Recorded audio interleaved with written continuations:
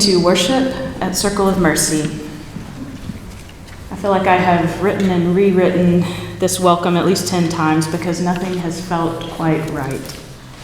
Words have felt so inadequate this week, no matter where you land on the spectrum of what the week has held. The powers and principalities are working overtime these days, playing political games with some of the most intimate and tender decisions that human beings have to make. I don't know about you, but I am tired, I am weary, I am angry, I'm a little bit afraid. At the same time, I am filled with gratitude and love and compassion. And each time that I get to the point of declaring enough, no more, something deep draws me back in. This being drawn back in does not cancel out the feelings of tiredness or weariness or anger, or fear. It's a simple reminder that these things can be true all at the same time. All of these emotions and feelings can swirl around within us, bumping up against one another. So I'm grateful for this community that continues to draw me back, that continues to draw all of us back. I needed very much to be here with each of you this evening. Matthew's going to come up and light the candles for us. Each week, as we gather for worship, we light a candle for Wiley Dobbs, who lives in Georgia. We light a candle for our friends in Cuba, and we welcome Kim and Stan back. We're so glad to have you back in our midst. I look forward to hearing from you. We light a candle for all who experience violence in all of its forms. We light a candle for all whose lives continue to be impacted by COVID-19. We light a candle For our friends in Ireland and Brian, as he has already landed there, and we're glad to have Gareth with us one last Sunday before he heads across the Atlantic. And we light a candle for those who are not able to be here with us this evening, and for each of you. Gather for this time of worship. All of who you are is welcome. All of what you carry with you, all of the emotions and feelings that are coursing through your mind, body, and spirit are welcome in this place. Our prayer is that this is a place where you can be present and be held, a place where you can laugh and cry and grieve, a place where you can also celebrate. So hear these words from Psalm 23 that I have adapted as a prayer for this week. For all who have had to make difficult decisions related to pregnancy in their bodies, for all whose work is to care for people who have had to make difficult decisions, for all who feel the weight of this particular moment wherever you land, for all who need to remember. God is our shepherd. God is with us, watching out for us, watching with us. We shall not want except for the justice that God invites us to seek alongside her. God makes us lie down in green pastures, reminding us that we all need rest. God leads us beside still waters, turning our attention to the rhythms of the world with much to teach us if we pay close enough attention. God restores our souls. God leads us in the right paths. God offers us wisdom to know that we don't have all of the right answers. Even when we walk through the darkest valleys, God invites us to trust and not fear. Remember, God is with us. The rod and the staff of the shepherd keep us close to one another in community. God notices when we wander away, and she gently guides us back. God prepares us a table for us in the presence of our enemies and reminds us of our common humanity, most especially with those with whom we disagree. God anoints our heads with oil, reminding each and one of us of our belovedness. Our cups overflow, inviting us to see the world with eyes of abundance rather than scarcity. God's goodness and mercy chase at our heels and follow us wherever we go. We will dwell in the house of God all of our lives. There is nothing that will separate us from the deep and abiding love of God. The invitation is always before us to join in the love that has existed from the beginning of time and that will continue to exist even after we all return to Stardust. Please join me in reading the call to worship as a responsive reading you'll find on the front of your bulletin.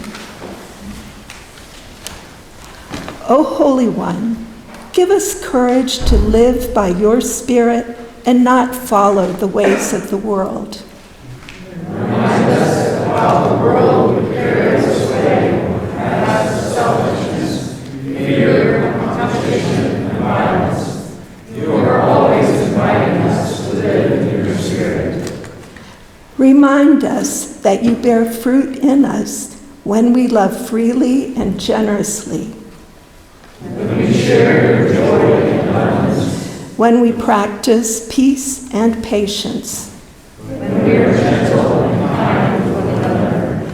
And when we stay focused and centered in you.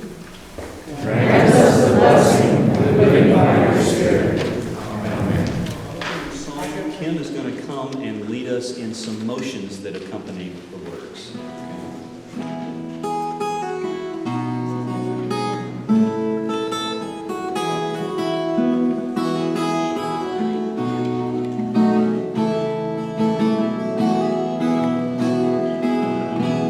Dios está aquí, tan cierto como el aire que respiro, tan cierto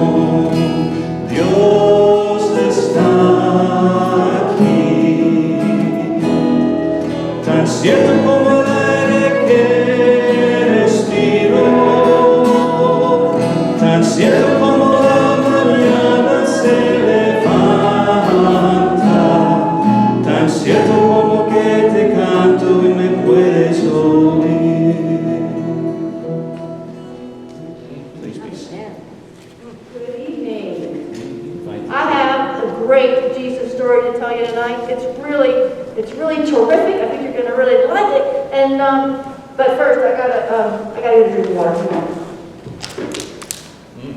Just a second. Here we go. Okay. So this Jesus story is really terrific. It's from the book of Luke. I'm so excited about it. You're going to love it. Just a second. I better check. I'm expecting a message. So, let me get my phone. Hang on. Wait, we're not supposed to have phone. Oh, sorry. We're not supposed to. Okay. All right. Jesus story. It's really terrific. It's Jesus is on the run, and it's a great story. You're going to love it. And oh, wait a minute. My shoe is untied. So, do you like the story? Yeah? Okay. Okay. It was really terrific. It was really terrific. You're too We have high. something better. Yeah, you know, thank you. Thank you, both of you, for being gracious and for naming that. I never did tell the story, did I? Why didn't I tell the story? You have so much other stuff to do. I was doing other stuff first. That's kind of the Jesus story. Luke tells us this story when Jesus, people are saying, hey, I want to follow you. Jesus says, okay. It's not going to be easy, but come on. And then, well, wait a minute, I better do something first. I'll be back in a minute. Let me do this other thing first. And then somebody would come and say, Jesus, I want to follow you. Okay. Jesus says, well, come on. Yeah, but let me go back to the house. I got to do something first. Jesus says, it doesn't really work that way. You got to do first things first. And often when we put things off, it should be first. We never get to them at all. So let me tell you kind of how, one example, it's a little bitty example that happened to me this time in Cuba. So in the call to worship, we read about loving generously and sharing in abundance. So I had this little skirt with a lot of colors. It's, I love it. And it was given to me by a good friend. And so I had a friend in Cuba who doesn't have near as many clothes as I do, and she just commented, she said, I really like that skirt. And I thought, oh, I should share it with her. But I made excuses. Oh, well, I should wash it first. And, well, I just want to wear it one more time before I give it away. And it goes so nice with my blue shirt. And so I kept it for a while for myself. I didn't share generously or love with abundance. And then I remembered some advice I had from two people. And they said, you know, when we give things away, we shouldn't just give the leftovers or things we don't like anymore. We should give our favorite stuff, our best stuff. Because often when we share things with folks, you know, we can kind of give, oh, well, I don't like this anymore. I don't never use this. I'm just going to give that away. But the thing is, now that I finally gave this to my friend, her name's Carolina, I had her try it on. And she tried it on, and she looked great. And I was so happy. And I never would have been that happy if I had kept it for myself. And now when I think about that skirt, I can think about that moment when I saw her wearing it and how good she looked and how happy we were together. And I think that's how the joy is. We've got to give our whole heart and our whole selves away to get that depth of joy. So when you think about reaching out to somebody else or befriending somebody who maybe, I'll be friends with them later, maybe they need a friend, but I'll do it next time. I'm going to hang around with the people I already know. Think about the joy that Jesus is smiling when we can kind of get beyond what we usually do. Now, y'all may already do that already. You probably could teach me that. But anyway, that's my story for today with the Jesus story. And I hope it was better. What do you think? A little bit better, Jonathan, maybe? Yeah. Excellent. Thank you for that good word. And now we'll say a prayer.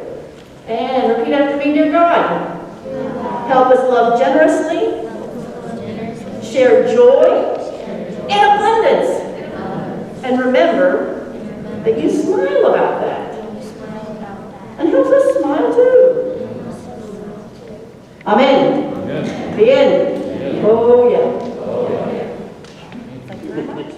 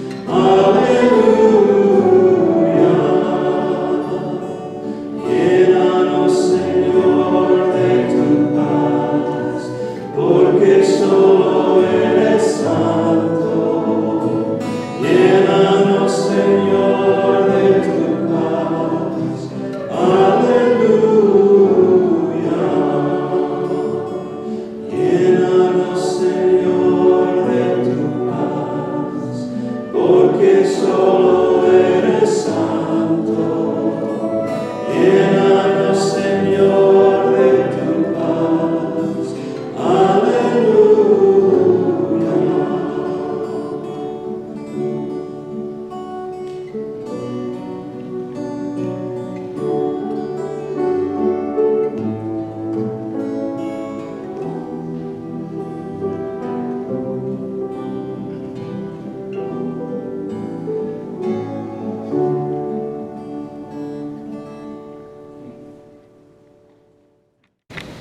Thank you for the music that is already calling us to prayer. This is a time of the heart, to be open to our gratitudes and to be aware of our heartbreaks and to find that God is here, closer than the air we breathe, within, without, and all around, holding us close, and nothing can separate us from that love. I'm going to read a prayer as we begin and as we close our time that Missy introduced us to recently by Jan Richardson. It's called Blessing the Chaos. After I read it the first time, I'll invite us to silence and then invite us to share out loud, and Rebecca will be available with the microphone. Blessing the chaos. To all that is chaotic in you, let there come silence. Let there be a calming of the clamoring, a stilling of the voices that have laid their claim on you, that go with you even to the holy places, but will not let you rest, will not let you hear your life without wholeness, or feel the grace that fashioned you. Let what distracts you cease. Let what divides you cease. Let there come an end to what diminishes and demeans. And let all depart that keeps you in its cage. Let there be an opening into the quiet that lies beneath the chaos, where you find the peace you did not think possible, and see what shimmers in the midst of the storm.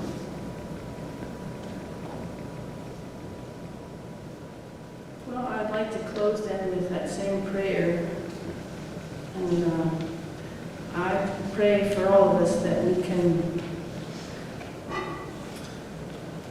I guess the two phrases that call out to me are that we can feel the grace that fashioned us, and find the peace we did not think possible. And I also remember the refrain that Gareth preached about, that I'd like to repeat, that you are all worthy of love. To all that is chaotic in you, let there come silence. Let there be a calming of the clamoring, a stilling of the voices that have laid their claim on you, that go with you even to the holy places, but will not let you rest, will not let you hear your life with wholeness, or feel the grace that fashioned you. Let what distracts you cease. Let what divides you cease. Let there come an end to what diminishes and demeans, and let depart all that keeps you in its cage. Let there be an opening into the quiet that lies beneath the chaos, where you find the peace you did not think possible, and see what shimmers within the storm. Amen.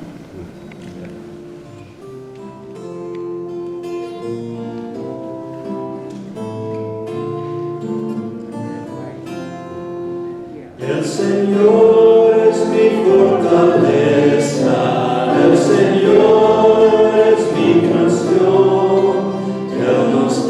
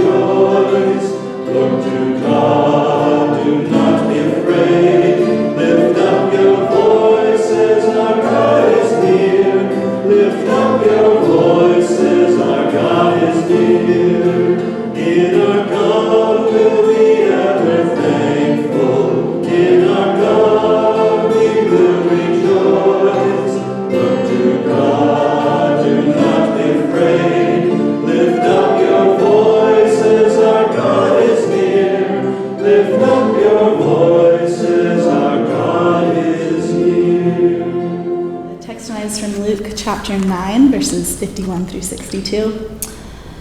When it came close to the time for his ascension, he gathered up his courage and steeled himself for the journey to Jerusalem. He sent messengers on ahead. They came to a Samaritan village to make arrangements for his hospitality. But when the Samaritans learned that his destination was Jerusalem, they refused hospitality. When the disciples James and John learned of it, they said, "Master, do you want us to call a bolt of lightning down out of the sky and incinerate them?" Jesus turned on them, "Of course not." And they traveled on to another village. On the road, someone asked if he could go along. "I'll go with you, wherever," he said. Jesus was curt. "Are you ready to rough it? We're not staying in the best inns, you know." Jesus said to another, "Follow me." He said, "Certainly, but first, excuse me for a couple days, please. I have to make arrangements for my father's funeral." Jesus refused. "First things first, your business is life, not death, and life is urgent. Announce God's kingdom." Then another said, "I'm ready to follow you, Master, but first excuse me while I get things straightened out at home." Jesus said, "No procrastination, no backward looks. You can't put God's kingdom off till tomorrow. Seize the day." The word of God for the people of God.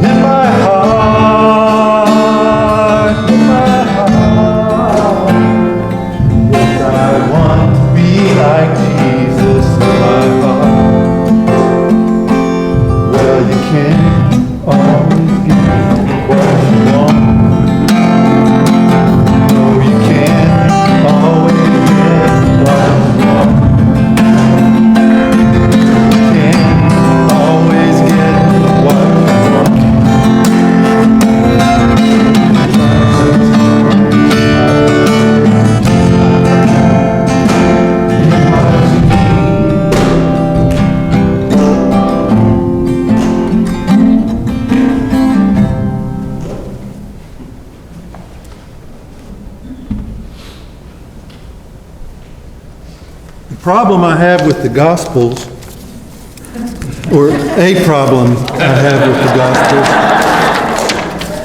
is the title of the books. The Gospel according to Matthew, or the Gospel according to Luke. Gospel meaning good news. That sets up these false expectations that are going to disappoint us, because it sets up the expectations that when we open up that book and read a passage, we're going to find good news. So sometimes when I read a gospel text that doesn't immediately jump out with good news, it's a little problematic. It's like it's hard medicine that we have to take. And so one of my strategies when I encounter this long passage of hard medicine, sometimes I try to distill it. I reduce it down, boil it down, get it to its bare bones, because maybe it'll be a little bit easier to swallow a spoonful than to gulp down a whole glass full of the medicine. So that's what I did tonight with Luke 9:51 to 62, distilled down to 4 short sentences. The end is near. Jesus has clarity. The community is fractured. And being part of a resistance movement is costly. But even that might be a little too much to swallow. So let me distill it even further. Here's the text, the essence, in a few simple words. The end. clarity, division, cost. The end. A major chapter was about to close in the life of Jesus and his disciples. The time was drawing near. The end was approaching. A major transition was in the works. And that wasn't just true for Jesus and that small group, but it was true for the nation of Israel as a whole, because in just a few short decades, the temple and the temple-based religion that bound them together, that system would be destroyed. It was a tectonic shift that would create a very significant before and after for the people of God. Clarity. Jesus' face was set. He was resolute, with a laser focus on his reason for being, fiercely determined to carry out his mission of mercy, his mission of transforming love, and to carry it out into the heart of the land. Division. If Jesus was singular in his focus, his community was anything but. They were deeply divided, always poised to explode with frustrated curses at the despised others that their history had created. Cost. Resisting empire and participating in the movement toward healing, toward reconciliation, toward peace would not come without cost. For those who had grown accustomed to the creature comforts and the to-do lists of the culture of domination, they had best beware. Following Jesus would require a wholesale dismantling of those cultural expectations. The end. Clarity, division, cost. Those words bring questions to mind that may have some application to our life as a circle of mercy. The end. Doesn't it feel like something's about to come to an end in our world today? It sure feels like that to me. That we're in a major transition time.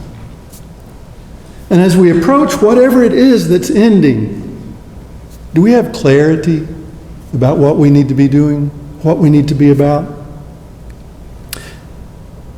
And are we aware of the divisions that exist in the larger faith community, the divisions that need healing in our world? And just what is it that we need to be able to let go of in order to be true followers of Jesus? Sometimes it helps to hear the story told in a different context. Sometimes it helps to see the story from a different perspective. The end.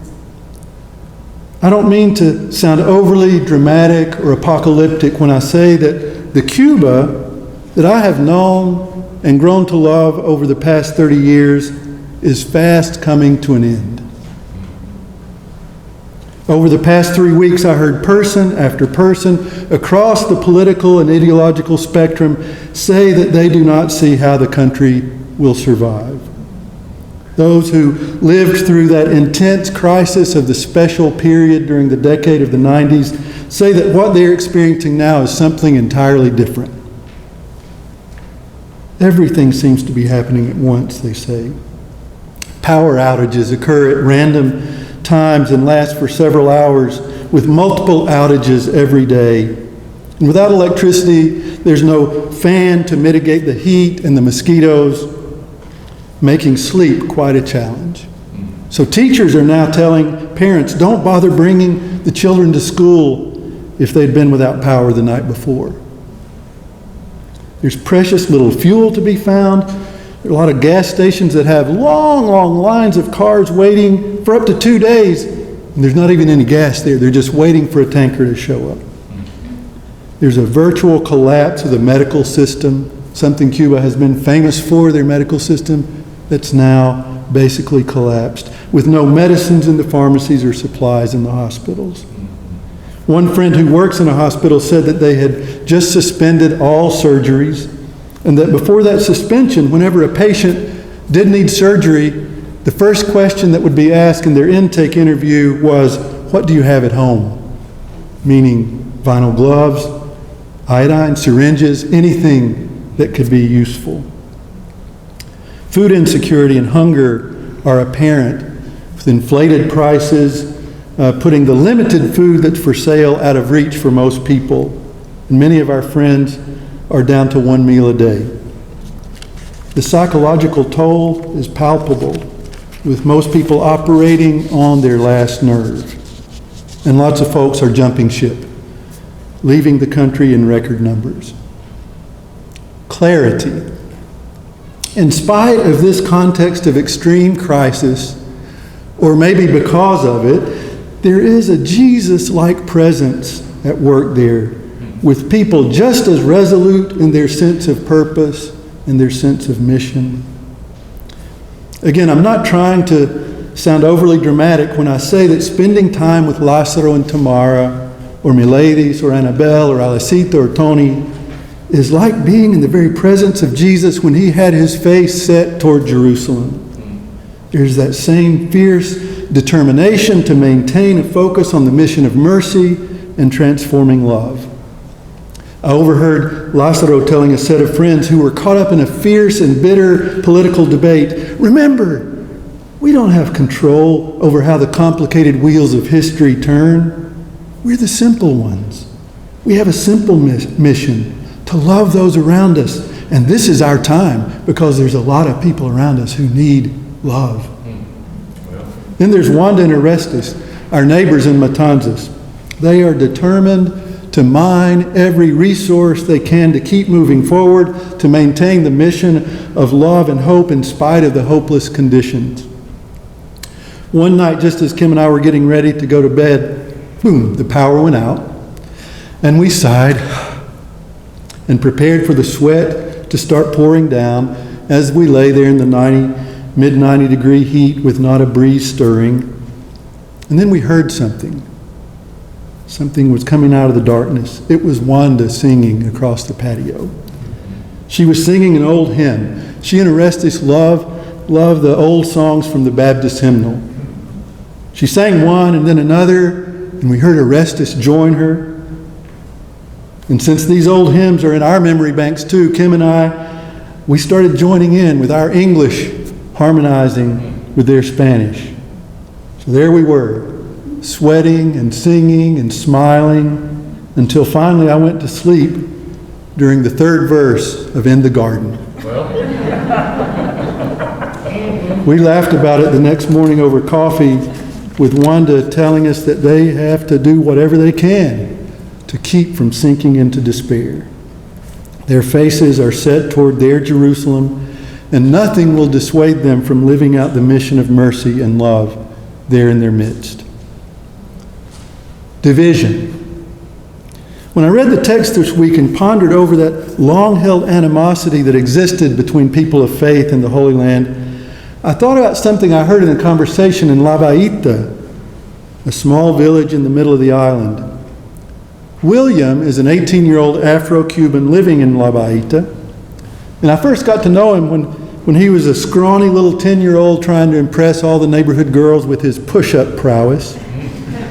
And now he's a young man with a story you're not likely to hear in any of our media outlets, because they all want to focus on the Cubans who are immigrating, and they want you to think that every single Cuban, especially young people like William, would all be making their way to the border if just given half a chance.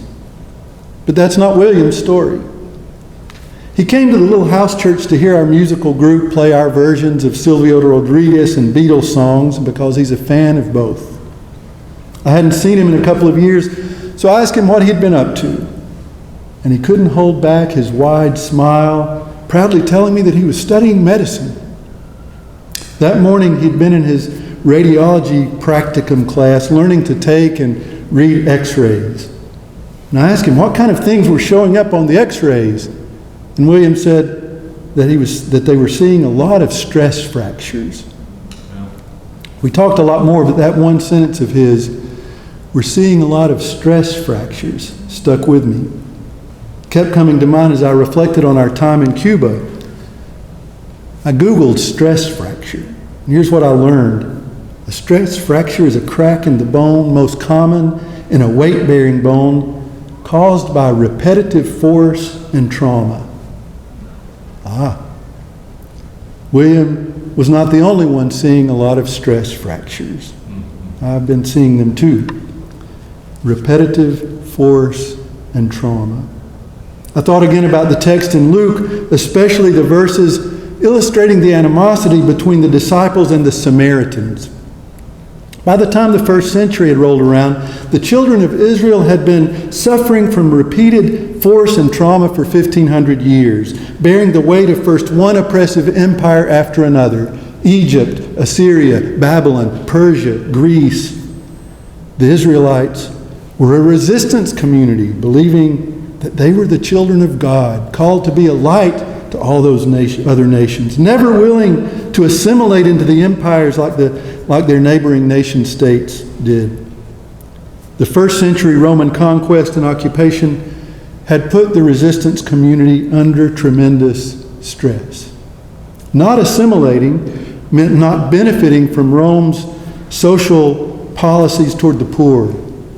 A welfare program, access to health care, pensions for the elderly, etc. All that would have been available to the Amharites, the people of the land in Israel, if they had simply assimilated, if they had only complied with the simple demand of recognizing the lordship of Caesar. But for a people committed to the sovereignty of God, bound and determined to be an alternative to every imperial power, every imperial project, resistance came at a cost. The children of God suffered from widespread poverty, hunger, and disease there in first century Palestine. It's not surprising that over the course of 1,500 years of repetitive trauma caused by imperial force and domination, that the people of God had suffered a lot of stress fractures in their body politic. They had become an increasingly fractured community. And by the time Jesus arrived on the scene, the animosities brought on by the weight of suffering were not so much directed at the oppressive empire. The hostilities were internally focused, aimed at each other across the internal dividing lines. Regional divides pitted Samaritans and Judeans and Nazarites against each other. Strategic divisions pitted zealot dissidents against tax-collecting opportunists and corrupt Herodians. Ideological differences pitted conservative Pharisees against liberal Sadducees. And so the shouts and curses and blame for problems that often turn people against each other rather than focus their ire on the hated occupiers. By the time of Jesus, the community of Israel had long since lost any sense of solidarity and unity in their identity as God's people. Likewise, it's not surprising that in Cuba, the repetitive force and trauma caused by a combination of the ever-increasing U.S. stranglehold and their internal mismanagement of the revolution, it's caused the Cuban people to suffer severe stress fractures in their own body politic. A community once known for their sense of solidarity in service to the world has become increasingly fractured. Our friend Idael described some of the dividing lines for us.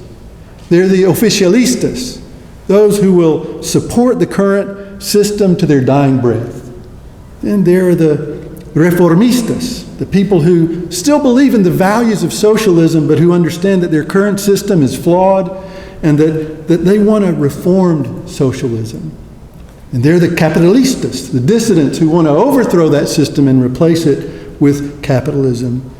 They're the fidelistas, those people who don't particularly have a sense of ideology, but who long for a powerful father figure like Fidel Castro who can emerge and solve their problems. They're the oportunistas, those who are going to find a way to benefit and profit from whatever system is in place. Then there are the divisions between the Cubans who live in Cuba and those who have fled to greener pastures. And I found that the animosity felt toward the Miami community is really strong wherever I go. Most Cubans I talk to are convinced that the Miami Cubans are opportunistas at their core. For all their talk against socialism, they really don't want it to fail because they found ways to make lots of money from keeping the governments at odds.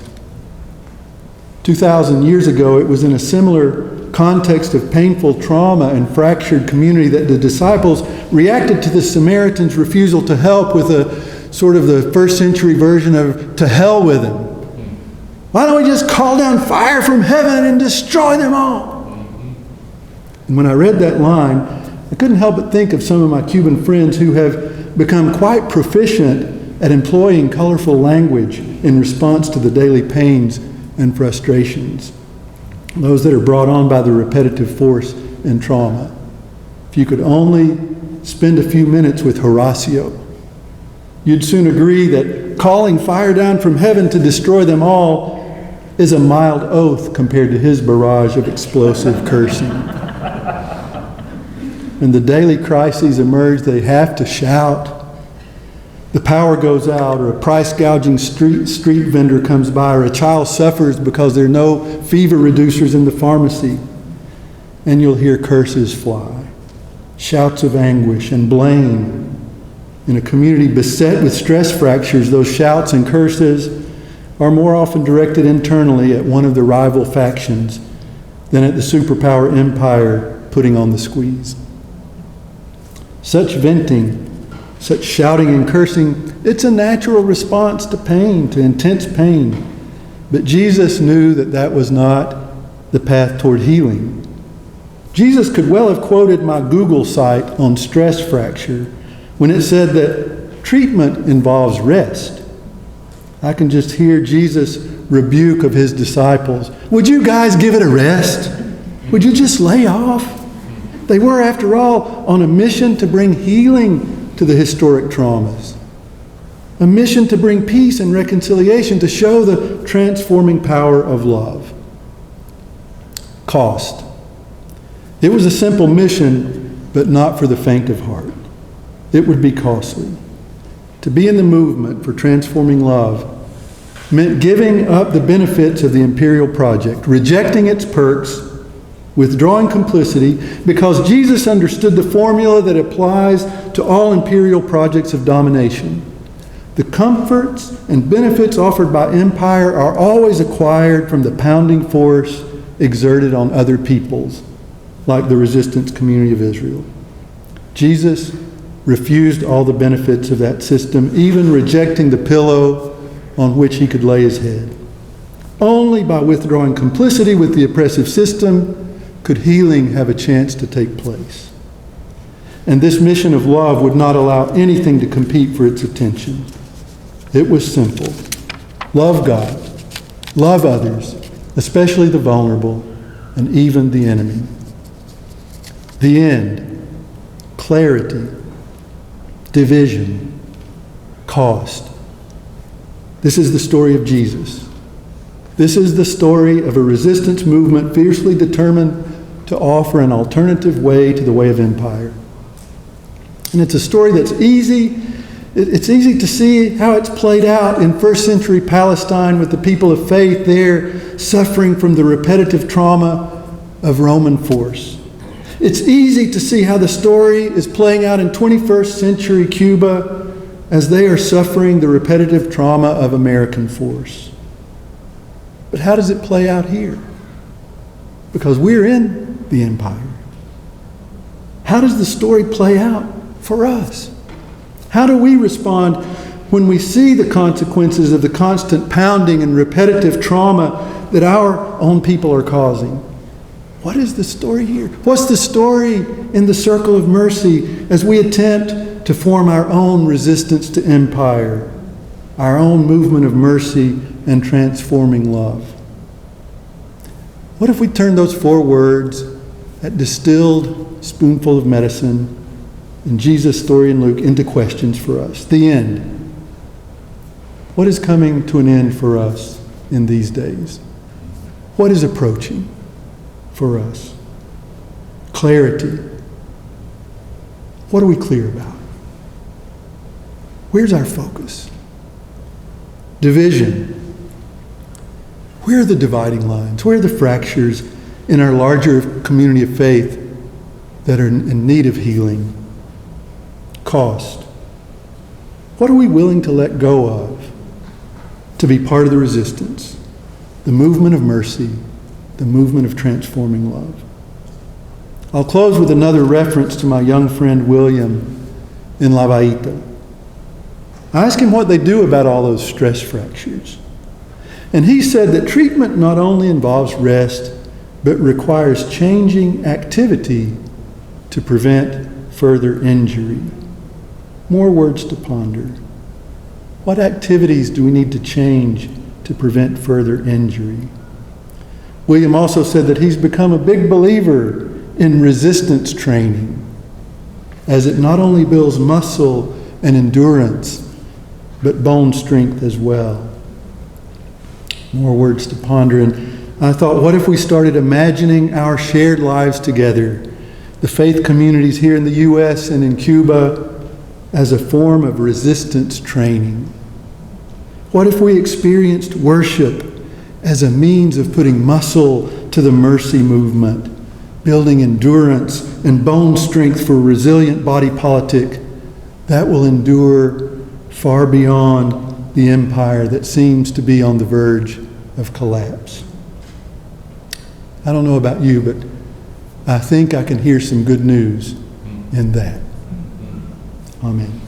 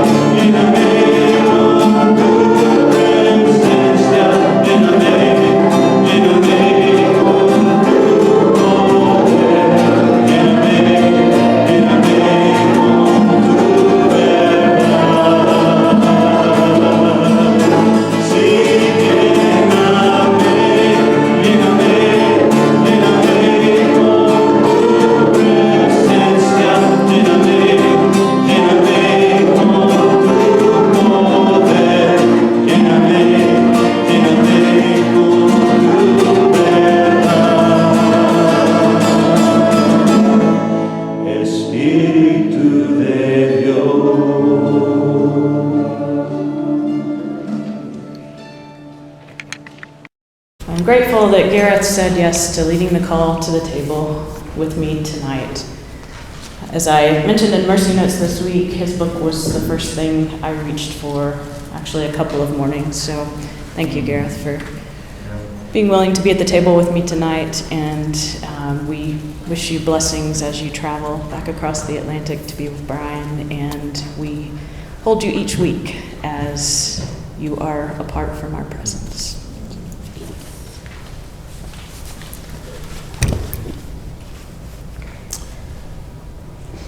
We know this story, we hear it every week. It has variations, and we hear it during the week too, I'm sure. And Brian always says, I don't know what exactly happened that night, but I believe that this is true. And he talks about Jesus inviting his friends to a meal and breaking bread and sharing a cup that symbolizes his body and his blood shared with all of us.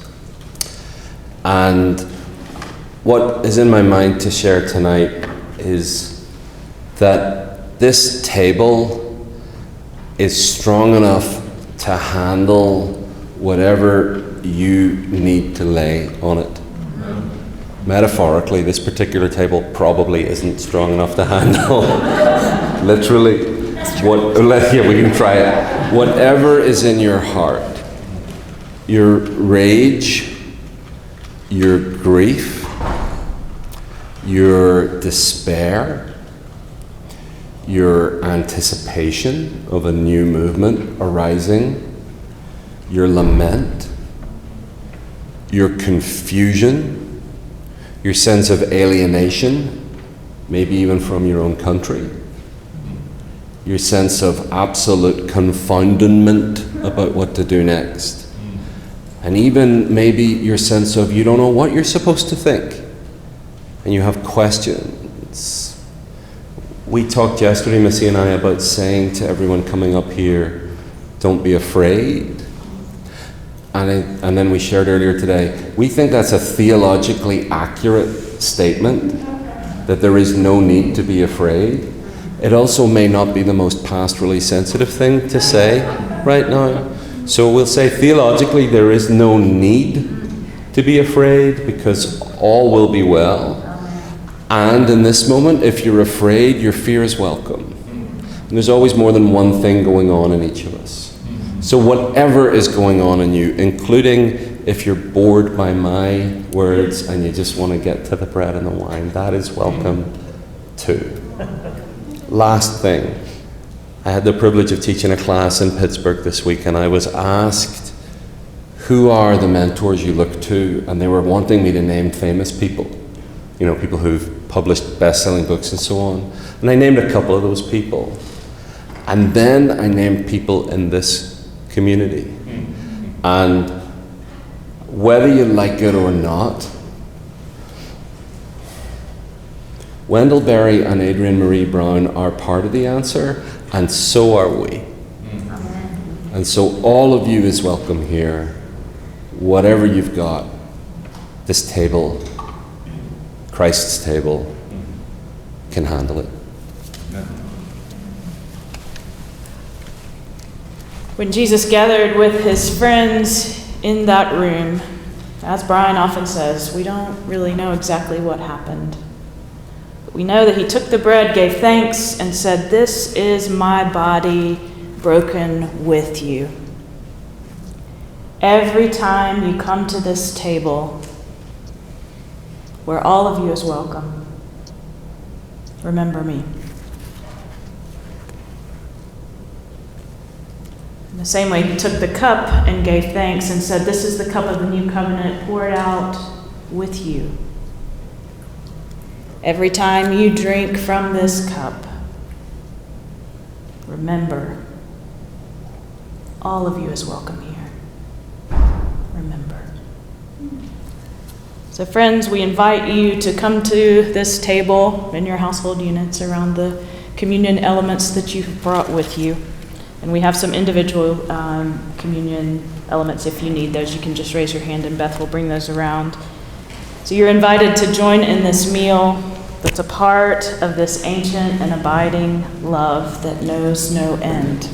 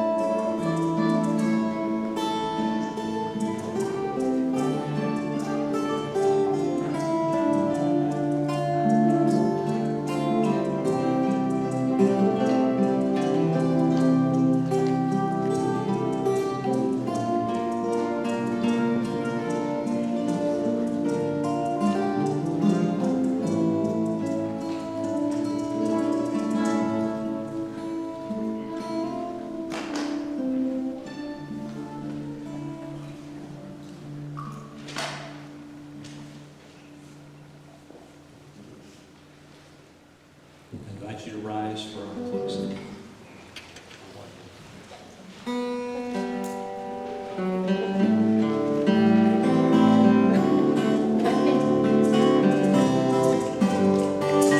Dios de la esperanza, danos gozo y paz.